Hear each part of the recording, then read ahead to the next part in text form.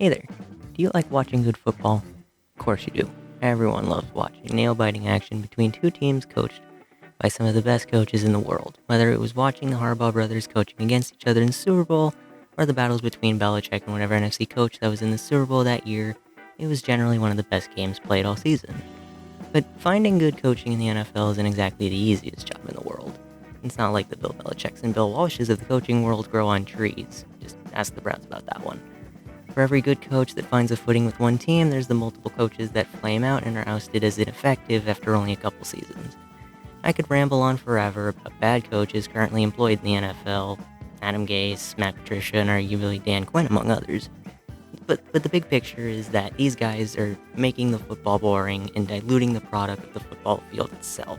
I mean, who even wants to watch the Jets when they can watch the Chiefs? Good coaching is a big factor in getting a team back to success and making them part of the spotlight. You look at Kyle Shanahan reviving what was a barren and dead Niners offense into a Super Bowl team. John Harbaugh turned Lamar Jackson into the MVP quarterback and led the Ravens to the AFC's number one seed. You just don't see Adam Gase held to the same level as coaches like Reed, Harbs, and Shanahan because bad coaches make their players worse. Allow me to show you. Now, I'm not going to go over the low-hanging fruit and just say that Ryan Tannehill was a mediocre quarterback before he joined the Titans. No, instead I'm going to praise Mike Vrabel for being able to fix Tannehill and make him succeed in his offense. Vrabel was not able to find success with Mariota, much like his predecessor and Mike Mularkey, and so made the bold move to bench the former Heisman winner in favor of starting Tannehill. Now that is the type of move that is either really good for you, gets you to the AFC Championship game, or a move that immediately puts your job on the hot seat for potential incompetence. After 6 weeks, it looked like the 2-4 Titans were floundering to save their season and relying on some dumb magic to try and make everything better. And then it did.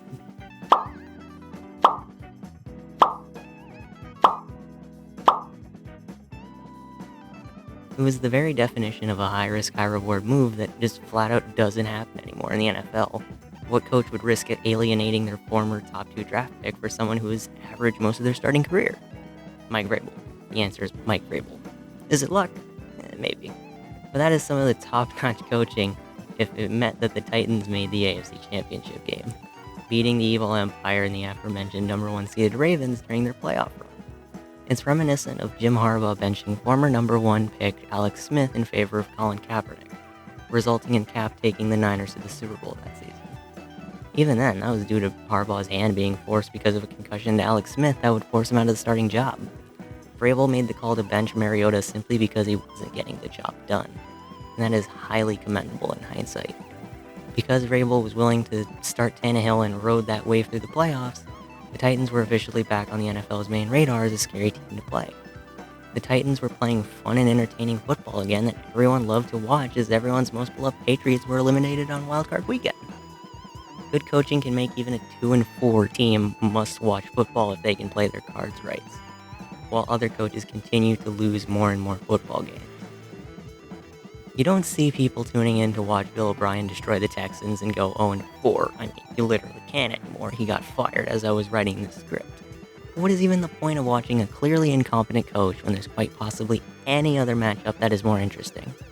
This is where the NFL itself gets involved. A bad coach clearly struggling is a turnoff for many fans, resulting in empty stadiums and TVs being turned off on Sunday. We all know the cliche that the offense sells the tickets, and if the offense can't click and their best highlights are not going 3 and out, there isn't going to be any reason to watch with any excitement. Think of all the people who tune in to watch Andy Reid and Pat Mahomes carve up whatever poor defense they have to play that week. People want to watch high-scoring games. I'll tell you from personal experience that nobody wanted to tune into the Chip Kelly coached Blaine Gabbert offense. And for good reason. Those two sucked. You have the stark contrast of 2018 first-round QBs Sam Darnold and Josh Allen. One stuck with a horrible coach that is turning him into a bust, and the other turning Allen into an MVP candidate. It's not just having a boring offense, it's potentially ruining the team's franchise quarterback. There's always the hypothetical game of what if a player didn't get dealt the coaching staff they got, instead landed in a different organization. You only have to look at Buffalo, Kansas City, and Baltimore to prove that they could mold a franchise quarterback because they had an actual coach. Just look at Trubisky with John Fox and Josh Rosen with Steve Wilkes to prove the opposite.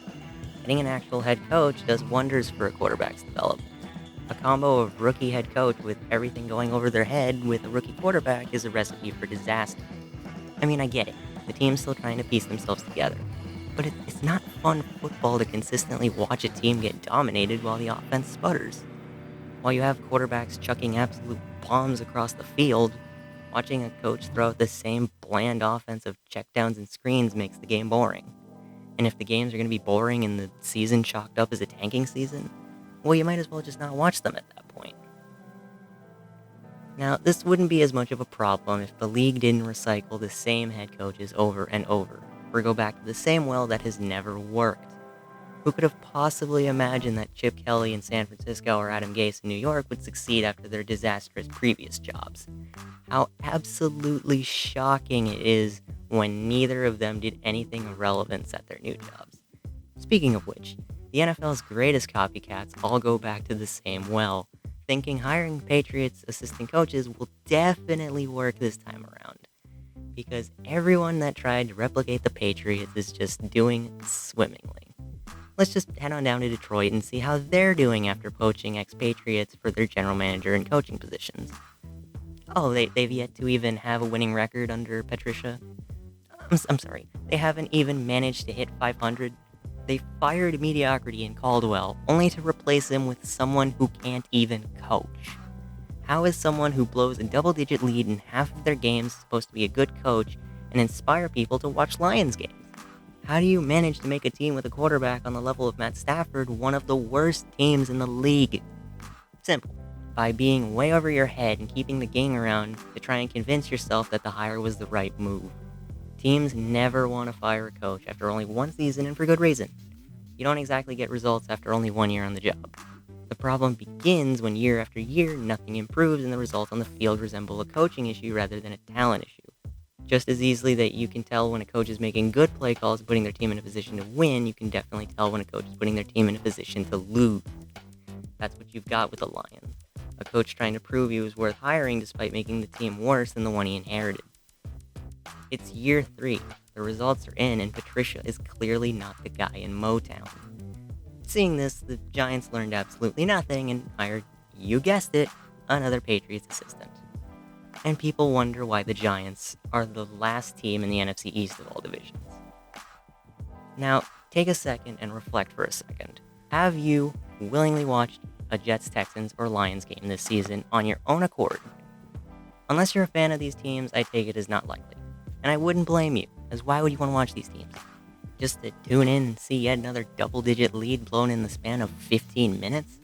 Watching the ever-exciting Adam Gase offense? That's boring, uneventful football that you'll probably have on as background noise for the real game later. There's nothing like teams becoming somewhat unwatchable because the coach has lost their touch or never had one to begin with. It's bad for the NFL to have coaches holding teams back from being more in the spotlight and at least garnering some hope in the fans. Being bad equals less primetime national games and less team exposure, putting them behind the flashy teams that attract all the fans. When the best part of being a fan is wondering when the coach will be fired, you know that the coach has failed and lost the team. And so for the coaches simply buying whatever time they still have left, the only thing the fans want is your head on a silver pane.